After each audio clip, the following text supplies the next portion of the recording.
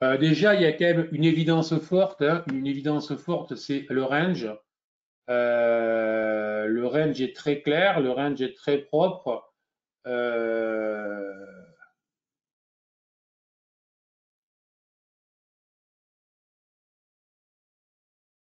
on aura même une configuration typée double top, puisqu'on fait un haut moins haut. Je cherche à avoir du volume.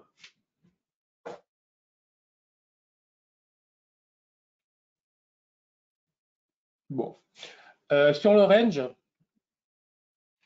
lorsque j'ai un range sur les actions, alors il faut que le range soit suffisamment large.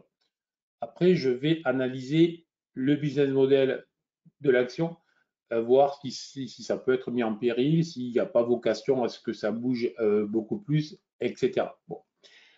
L'idée, elle est assez simple.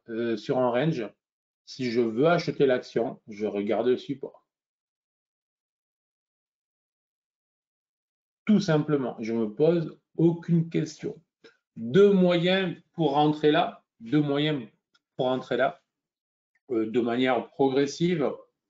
Donc, je peux ouvrir une première position sur le support. Ou si je veux rentrer en mode trading, je vais surveiller le support et attendre sur le support qui est une configuration à l'achat. C'est quoi une configuration à l'achat? C'est souvent sur une unité de temps plus courte. Donc, je vais descendre dans les UT et je vais aller chasser une configuration qui peut être une divergence, qui peut être une configuration chartiste, etc., etc. Voilà. Donc ça, c'est pour les points clés.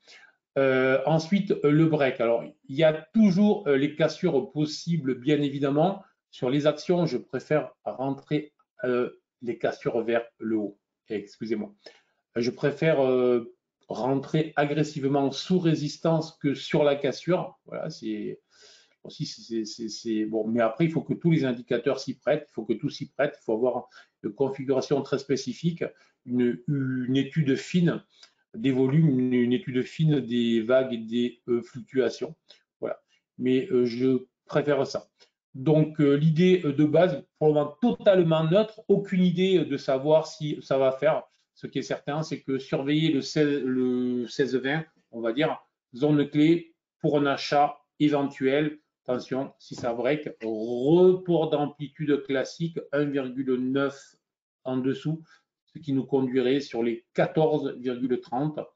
Donc plutôt acheter sur signal qu'un achat sur niveau en ce qui me concerne. Prudence maximale après.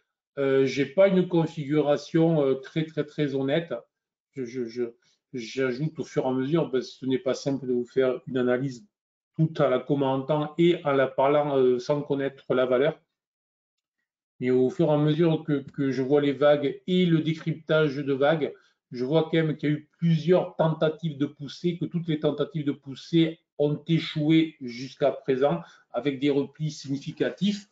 Bon, si je devais parier, je dirais que quand même la probabilité, si on testait le support et que le support cède, donc surtout pas pour moi d'achat sur niveau, comme je vous disais, une partie, je renonce à ça, vous voyez, achat possible sur les 16-25 à condition 16-25 à condition d'avoir une stratégie très claire et donc un stop très clair.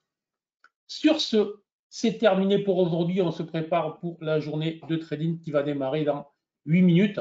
Très bonne journée à vous. À demain matin, 8 heures.